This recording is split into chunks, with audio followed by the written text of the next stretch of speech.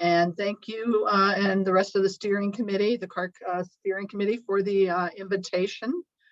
I'm going to be the one doing most of the presentation, but Wayne will jump in, and there may be points of time where I'll ask Wayne to jump in with his background from doing the system administration of this environment, as well as dealing with all the security concerns, because at CHPC, one of the roles Wayne plays is our security, or go-to security person.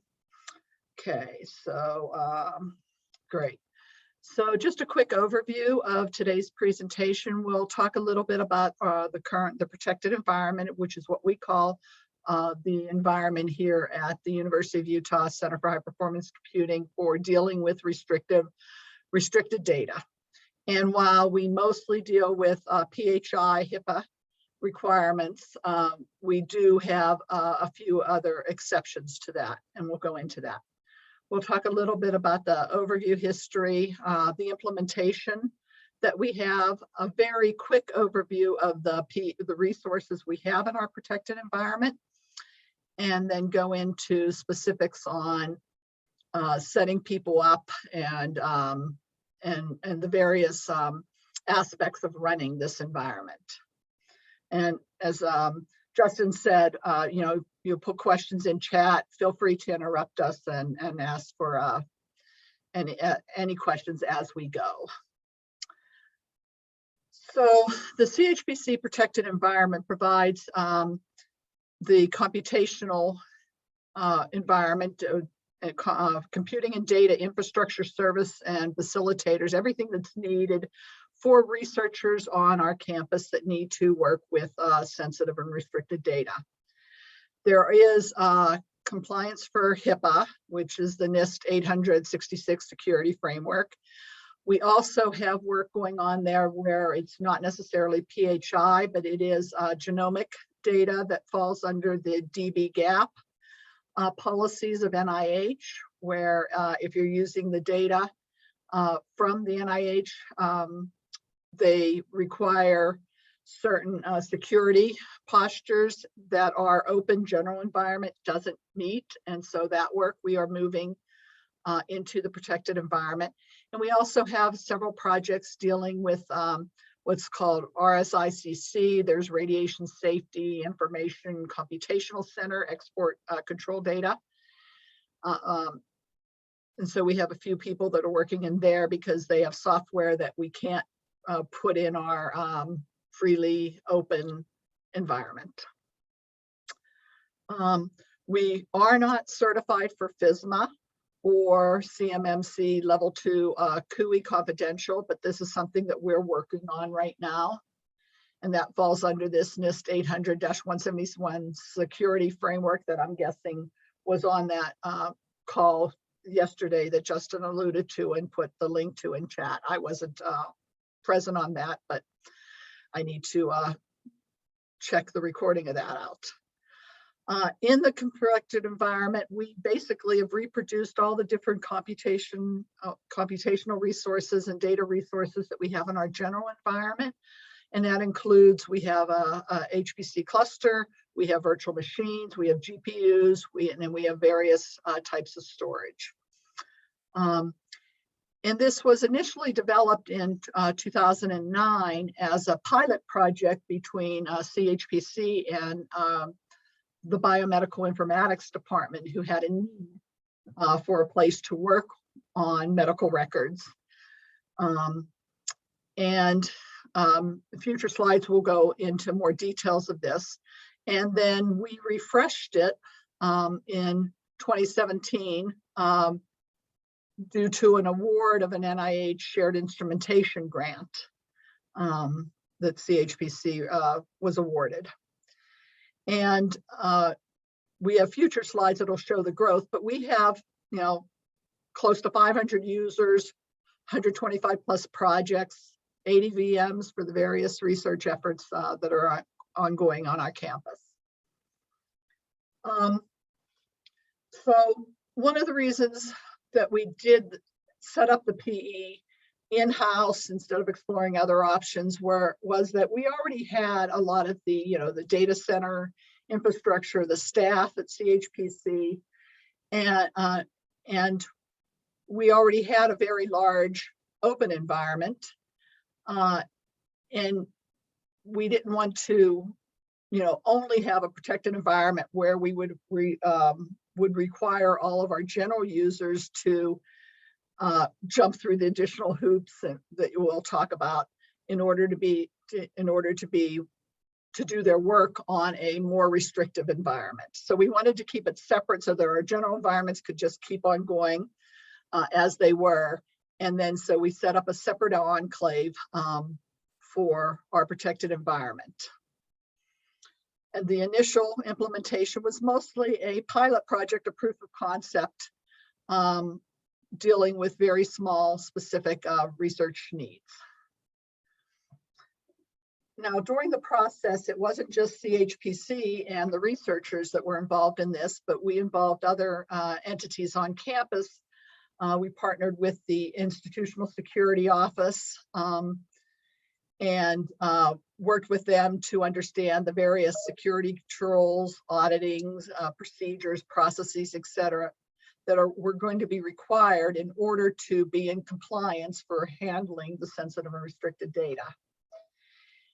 And during this process, we developed a trust mechanism between the various entities, CHPC, the ISO, and then you're going to have the CSIO, the security officer. Wayne's nodding, okay. As well as our enterprise data warehouse, which is where the medical records that a lot of the researchers were using in their research were located. And we had to have this trust so that they were comfortable in allowing the researchers to move that data to CHPC in order to do the various analyses they wanted. And we also worked with the privacy compliance officers and also the vendors, for getting things like encrypted drives and the firewall and all the other components that were different than what we were working with in our general environment. So it was really a group effort in order to put forth the protected environment. And as we were doing the implementation, one of the things that we kept in mind is we wanted to keep costs as low as possible by leveraging whatever existing infrastructure we had, while still being able to put the necessary security controls in place. For instance, we worked with our existing institutional review boards, IRB boards, and worked with them to set up the procedures to define the project and CHPC's involvement in projects. And we use that on a regular basis to be able to associate our researchers with the data that they are allowed to have access to according to the IRBs. And this throughout this process, there is what we refer to, and I don't know if it's a more generic term than what we do or not, this triangle trust between the CHPC personnel, our system admins, that we put the appropriate security controls in place, the researchers, the data stewards, that they appropriately treat their data and don't and handle it in a manner that's in accordance with the various regulations, especially those set up by the IRB that they have established with our institution, and then our campus security office and privacy compliances and reviews. And this is an ongoing communication. It wasn't, a communication that we set up at the very beginning and then sort of just let it fall by the wayside. As we have new use cases and new regulations or new security controls, we work with all the people involved as we make changes. So the University of Utah has a central data center that was actually put in place after the initial implementation of the pilot project. So we've been done in our central, what we call a downtown data center since 2013, I think, 2012, 2013. And it's a secure data center, 24-hour surveillance, archive recording of people who come in and out and where they have access to. Access is controlled via the data center staff. There are key cards, fingerprinted biometric access. So it's very controlled access. You have to be on a list and have a special data center ID. Your university ID only gets you to the front door. You then exchange that for the data center ID, which will allow you into the actual machine rooms. Locked cabinets, locked racks. We put bezels on the locked bezels on the pieces of equipment, the individual servers, and so forth. And we are, it's a very, we're very happy or lucky to have a data center as such as this. It's a very large space with a substantial portion of it dedicated to research computing. So this is a first look at what we have as the protected environment. And this is actually what we used when we were writing the NIH grant to describe how we wanted the refresh version of the protected environment set up. So we have the firewall that we run that isolates the protected environment hardware and equipment from the other resources. And it includes the different components that I mentioned. We have our computational cluster, we have data transfer nodes, we have all the management type resources we need that are specific to the running of the protected environment. We have VM farms. We have an object storage for archive and backup purposes, and then storage for actively data that's actively being computed against. And Logarit is our monitor. There'll be more about these different components later. And then we also have a Windows server because we do have people that want to run Windows applications, mostly statistical packages. And then there's very limited egress. There are very limited paths to actually access this environment. So this just really just overviews various components with some specifics. And I'm really not going to go into details, but these, we kept the slides in so that you can look at them later with the exact specific sizing and so forth. But, just the components that I mentioned. I will only highlight the fact that, our storage includes home directory space, project space, scratch space. And we have some very large projects that actually provide their own scratch space, and then this archive space that I've mentioned. And so these slides, I'm really just going to go through. You can read the specifics of the resources because we really wanted to get onto the nitty gritty. And, if you have any questions on those at a later date, feel free to reach out to us. So as we mentioned earlier, the people are, the main component of making sure this is working, and that we're not allowing access to the data that shouldn't be allowed. We go back to this triangle trust and just reiterating, we have our system admins that keep track of all the security controls, make sure everything's working as it should, and implementing additional security measures as needed. The researchers, of course, that they're treating their data appropriately, and then the campus level people where there are resource as we need to discuss additional security controls and make sure all the appropriate approvals are in place and so forth and so on. But a lot of it comes down to setting down the policies and procedures and training the users on these policies and procedures. So we do provide a lot of training, a lot of documentation on the protected environment and on the onboarding and offboarding aspects for researchers and for projects.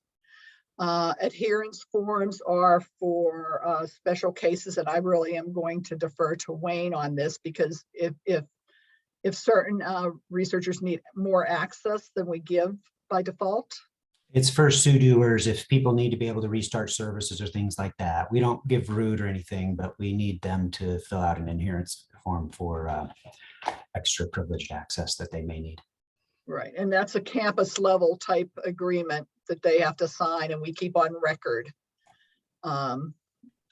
with, I think internally, but anyway.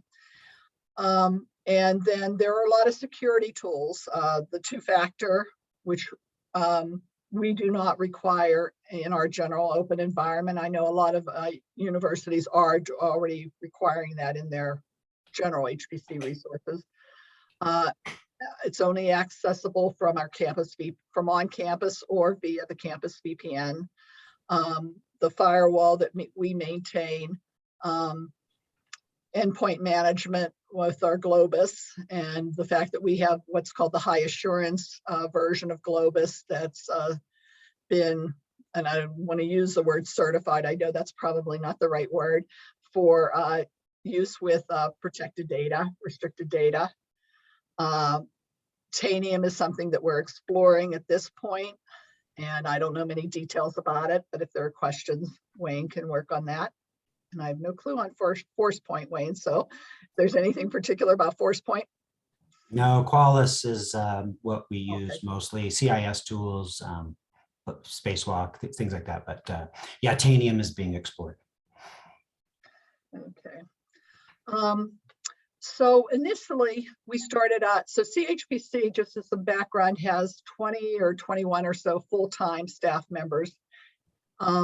We initially started off with a percentage, maybe 30% of time from 2 or 3 people. But as it grew, and as both the physical nature of the cluster grew, as well as the use of the cluster grew, and a lot of that came through with the award of the NIH grant, we now estimate that there are about 4.5 full FTE equivalents. But this is split among quite a few of our staff. Probably about 8 people play a fairly high-level active role in the day-to-day operation. And this includes the sysadmins such as Wayne, David, that deal with the security, running the network and firewall. But it has we have a network engineer as part of the CHPC staff, and he's involved. We have our backup people are involved, or the VM, the sysadmins that build the VMs and run our Windows server, and then user support for the training and the onboarding and so forth are involved. So, it really takes quite a few different roles, and currently we split those among 8 or so people. And one of the other reasons to have multiple FTEs, multiple people per role, is for coverage, primary, secondary, but also for segmentation of responsibilities. You don't want to have one person that's responsible for doing all of the approval process. So there's this checks and balances that different people, you have different eyes on an onboarding or an approval of a project and so forth. So we're looking at it from different viewpoints. Now, these next few slides are the fairly technical ones, and I can read them off, but to go into any detail, Wayne really has to do it. But, some of the system controls that are well documented is, the standard baseline build list for when we add a new server to the cluster. And I should say we run this cluster in a condominium mode. We do have some general resources that are open to all researchers that are working in the PE, but we also will allow groups to buy nodes when they have needs that go beyond that. So then we also have keeping up to date a list of our assets, inventory, and point of contacts in case there are any security concerns or breaches. And I don't want to use the term breaches here, but if there are any security concerns at the campus level, they know who to reach out to for a given piece of hardware. With the campus level, the Qualis scans, Center for Internet Security, CIS scans, traffic trending. So some of this is done campus level and they report to us. Others are done internally with us. Central sys logs, log watch, network flow reports are generated on a ongoing basis and reviewed. We've already mentioned we're in a very secure data center with controlled room access, and the hosts are in a locked cabinet, have locked server bezels.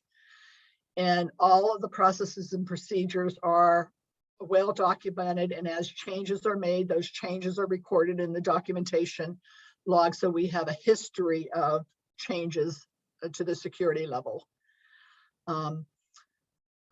The next one goes with the onboarding process, and I'm going to go into more detail with that further on. So I'm going to just mention, there's a lot of training and onboarding steps. And just to reiterate and emphasize, it's constant review of the technical and physical security controls and documenting anytime there is a change made. We do have a CHPC run Palo Alto firewall that basically isolates the protected environment from the rest of the world, including the rest of CHPCs. Traffic is encrypted. And I don't know, Wayne, I'm really going to punt to you. Sure. These next gen firewalls, I'm sure you're familiar with, are pretty smart. It's not just a port, it's a application based. So if SSL happens to run on a different port and you say allow SSL, it just knows it. And you can do all sorts of things. We don't utilize every single function. One of the best things we did, I think, is the threat prevention license. This wildfire license gives us a long way for ransomware prevention, or protections, I should say. It's kind of a smart aggregated network that they have that does some heuristic scanning that can block things before we really know about them.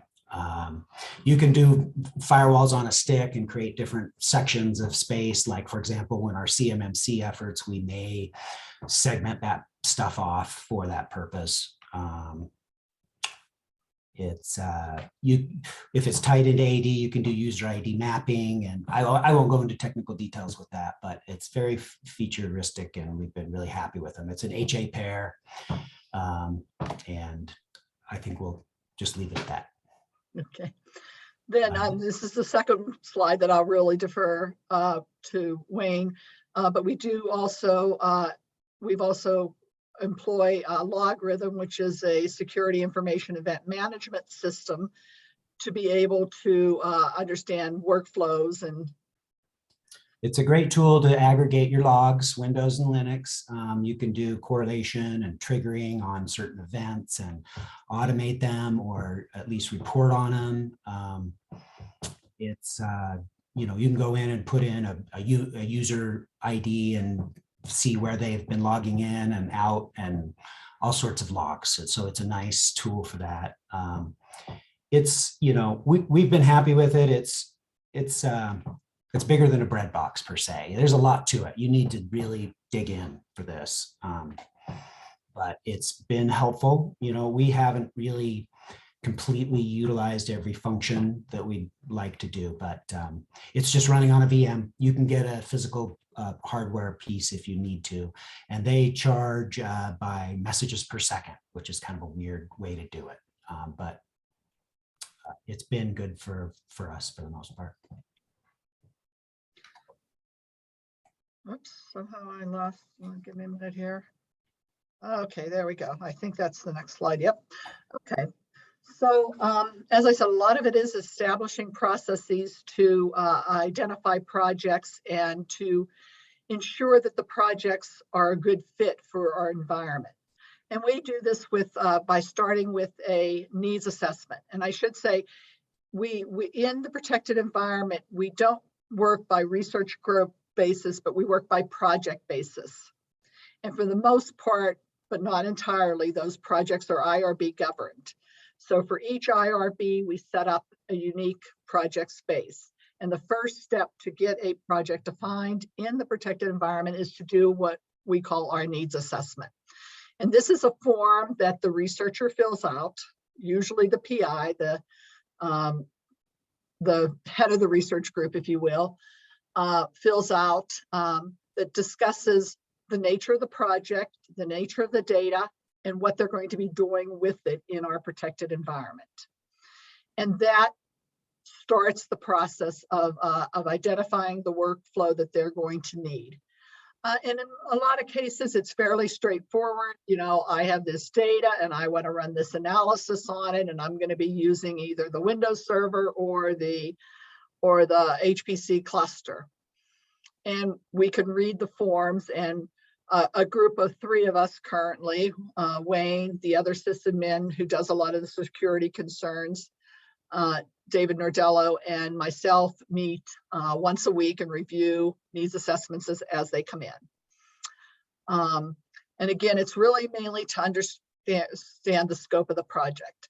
I will say, even before they get to the needs assessment, we first query the researcher and say, okay, before you even do a needs assessment, if you're only looking to store data, will box suffice? Because we have the university's box agreement, and it is suitable for PHI. And so if they only need a place to store data and it falls within the limitations of how much data they can have and file size information, then we say, just put your data in box and retrieve it. And that works for a lot of people. And then we also, in our protected environment, host the University of Utah's REDCap instance. And if you're familiar with REDCap, you'll know with that. If not, we can talk about it. But it allows you to do surveying and such. And this is heavily used. So we host the REDCap instance, and then internal to the REDCap, they control several hundred, I think it's over 500 projects. And there is a specific REDCap team that deals with that. And so we only interact with the REDCap team. And so if REDCap will meet their needs, we just tell them, you know, go use REDCap. But if not, they then do this needs assessment. One of the questions on the needs assessment is this an IRB governed project? And if it is, give us the IRB number. And we have been given insight to look up that IRB, to look at what the IRB says they're allowed to do, as well as to look into it to see users, if they're on the IRB, when a user wants access to data of a specific project. Now, there are certain cases where they are looking, where the project is actually going to reach outside of the PE. They're going to set up a web server or so forth. And if so, there are additional steps that are required. And these are done with association with the campus. They have to do what's called an inherent risk survey. We work with the campus institutional security office to make sure they're okay with it, and have to get their approval before we'll proceed. If there is any sharing of data with outside entities, there's an additional form known as the information sharing assessment. Again, it's processed at the campus level, and it's needed whenever information shared with third parties. With our privacy office, they have the form. We just work with the researchers to complete it accurately.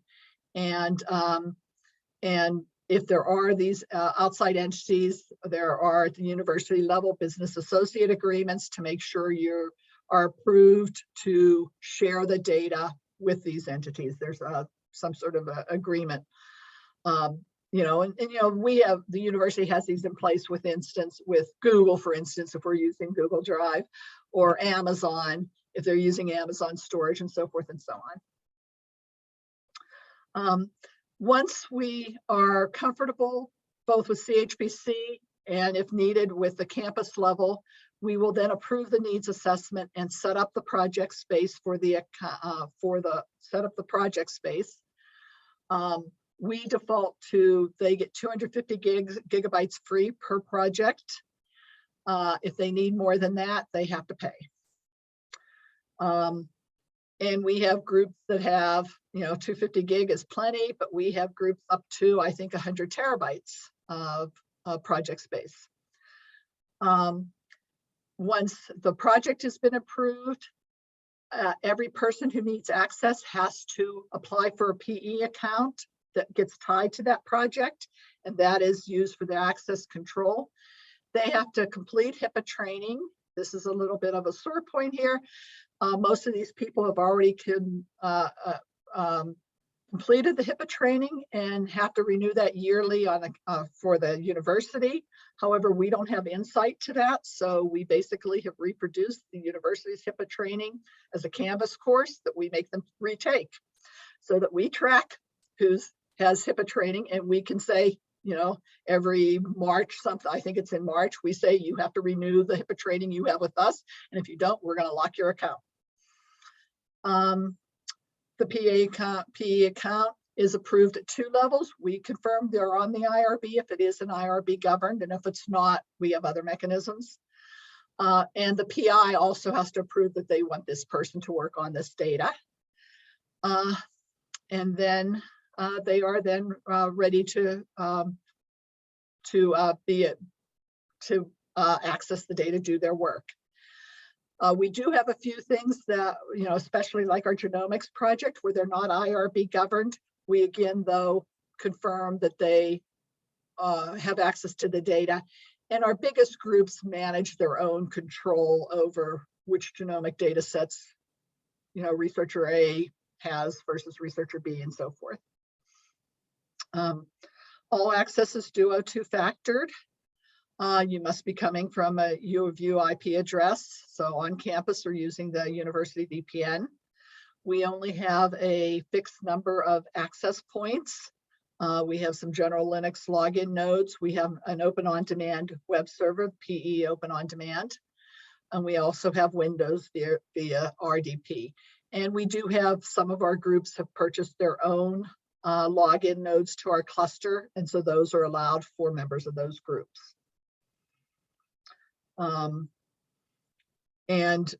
We use behind the scenes Unix ACL to isolate projects, and we do not allow at that level, the user cannot change it. In our open system, we can define a group space and they can open it up to anybody they want to through changing the Linux file permissions.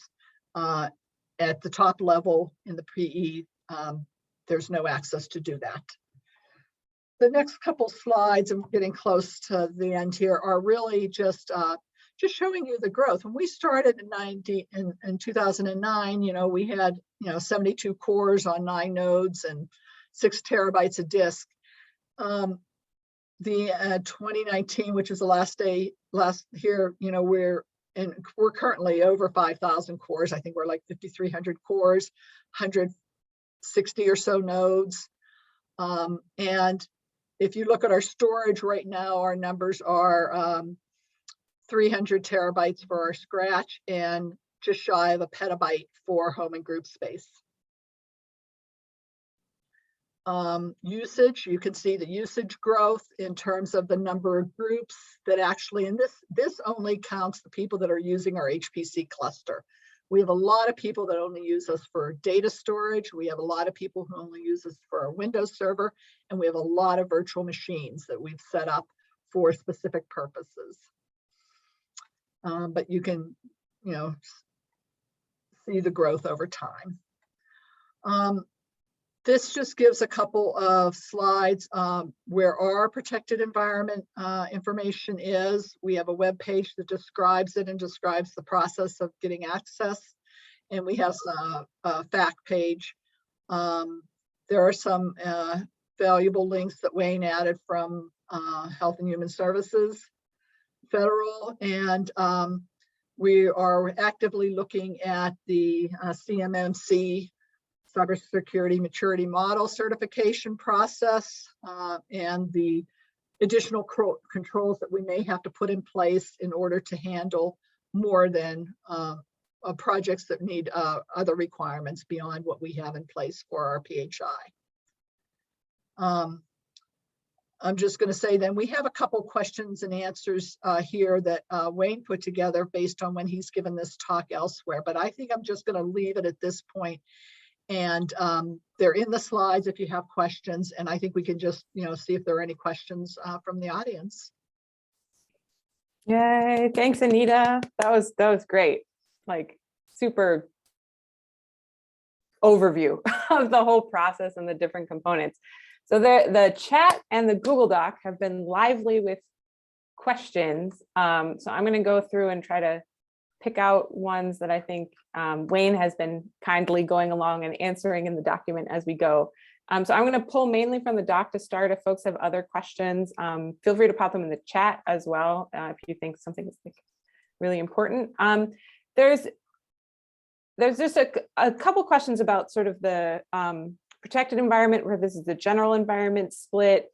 Do you maintain the same software stacks or not? How do you, what differentiates them, networks, space? So I don't know if you want to just kind of give a quick overview of how you manage basically running two different systems, and then Wayne, you can jump in after Anita if you want to expand. Okay, great. I can address it from the software. The one thing we do share between the two environments is our application stack that we provide. And at CHPC, we will install software packages upon request, and we put it out there. Now, there are a few exceptions to this, and I will point back to that, the nuclear engineering codes. That is something that we cannot be run in our general environment. And the groups that need it basically maintain it in their project space so that it's only available. But for the most part, it's not the application, it's the data that is being used, the applications is being used on it is the concern. And so for most applications, sharing the application stack isn't an issue. So in terms of the networking and such, I'm going to turn that over to Wayne.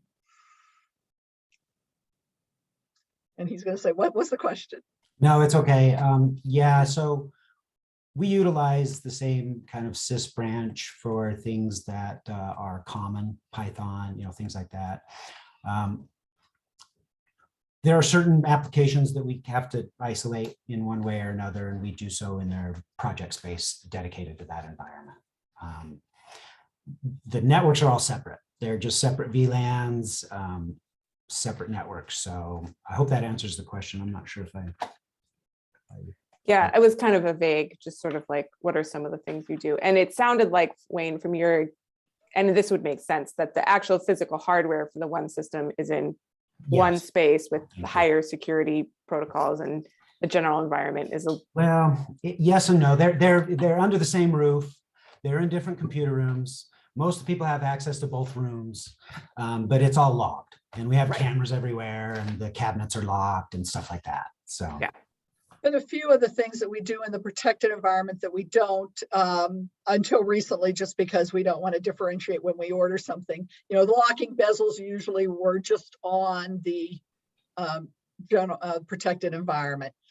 More recently, it's a $20 item on a price of a $7,000 node. So we just say, hey, for making our life easy, we just put them on everything, and just whether or not they get locked. And the same goes true with our locking cabinets. I don't know that necessarily, and Wayne can correct me if I'm wrong, most of the HPC racks in our general environment probably don't have the cabinets locked. All right. Or the racks locked, but yeah. There's some couple questions at the end about just the user experience, and there's I think a great answer from probably Wayne, but if you want to expand on how long does the onboarding process take?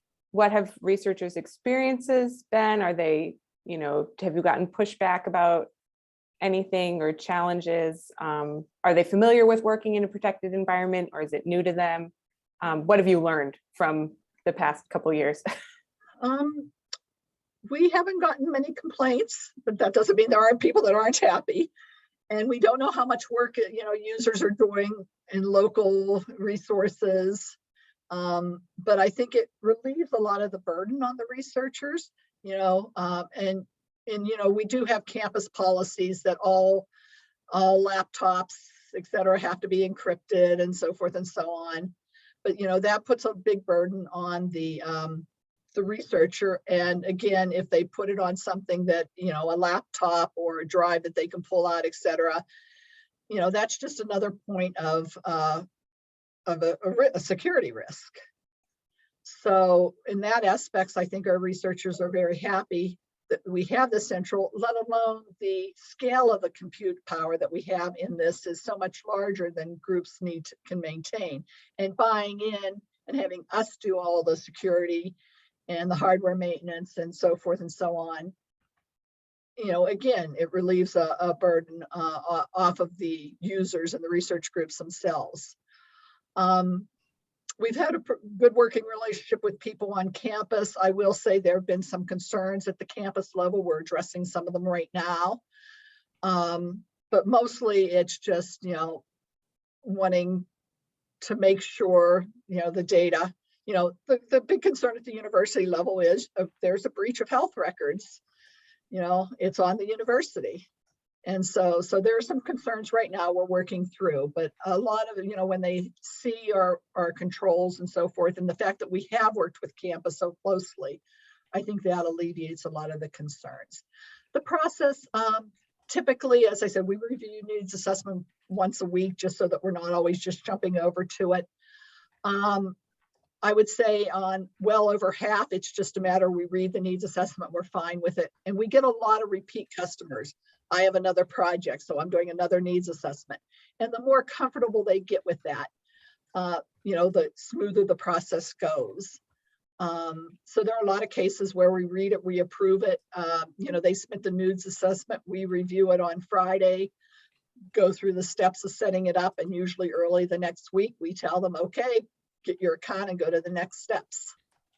So for most cases, I'd say it's a 1 to 2 week turnaround. And if they're really in a rush, we'll do it. Do they need the needs assessment before or after the IRB? Typically it's after the IRB because we request that IRB number, but they can sometimes do them in parallel because once they actually start the IRB process with our office, it'll generate the IRB number that they then put on us. So they can sort of run them in process, but we will look for an approved IRB before we go ahead and approve the needs assessment. Yeah, that makes a lot of sense. Wayne, did you want to chime in? I don't have anything to add. Okay. I think that covers it. I think Jacqueline had a great question in the chat, which was, how was that process of building relationships with the campus? And I was curious about the relationship with researchers. It looks like my question was like, what was the state of things before you guys were here? And Wayne suggested it's a little bit of the Wild West. And Anita, you spoke to the sort of benefits for researchers, but so my question was, what kicked off the like, hey, let's do this? And how did you bring researchers from the wild, Wild West into your fold? And how did you, I think Jacqueline's question, how did you build relationships with campus to make it possible? So I'm going to defer that to Wayne because early on I was at CHPC, but I wasn't involved in the day-to-day of dealing with these aspects. I think the short answer is the PIs, there were a few PIs that realized there were things going on that shouldn't be. So they kind of did a skunky work project with us. We got a shoestring budget with some stuff and did some proof of concept things.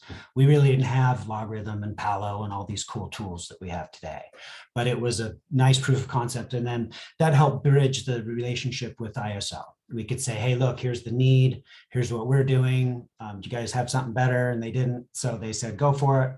And we said, hey, how do we do HIPAA? And it was obviously a long road because it's not prescriptive standard. It's well, you guys decide and write it up and figure out what you decided and then let us know what you know. So without getting off in a tangent, these bridges with other people on campus is hard to build, especially health sciences, privacy office, things like that, because they're kind of siloed in their own little thing, and HPC just doesn't fit. They just don't know what to do with us. We're kind of the land of misfit toys, I like to call it. But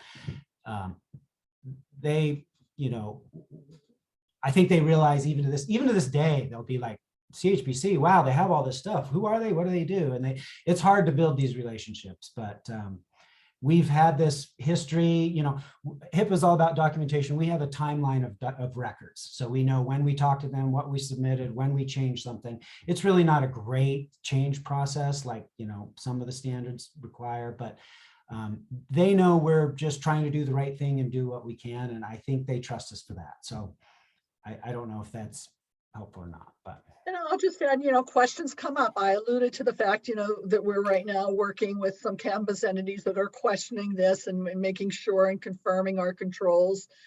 And it's so that they are comfortable with having those medical records, in this case, moved to CHPC. And, again, if they do raise any concerns, we do our best to address them. And, it's a matter of the continued communication, and it's an ongoing process, even though, we've had this for 13 years now. Questions still come up. I think a big challenge is us drawing information out of them. It's like, well, what do we need to do to satisfy an external collaborator, for example? Multi-institutional IRBs. There's all these, I'm sure everyone here has had some of these similar challenges. So, we find paperwork that the privacy office has that wasn't really advertised, type of stuff. And so we dig a little and we just try to poke and prod and figure out what we should be doing. Yeah, I think that's really helpful. Thank you both. I think we are almost at time. So I'm going to turn it over to Justin. Great. Thank you, everybody. And that call doc has lots of good content, so keep that link and refer back to it. So thank you, Anita and Wayne, who are from the Center for High Performance Computing at the University of Utah. This has been a great conversation. We all can learn and relate from your experiences managing the people, the relationships, the policies that are involved in standing up this protected environment. As Wayne just said, this is hard to build. So we appreciate you sharing your experiences.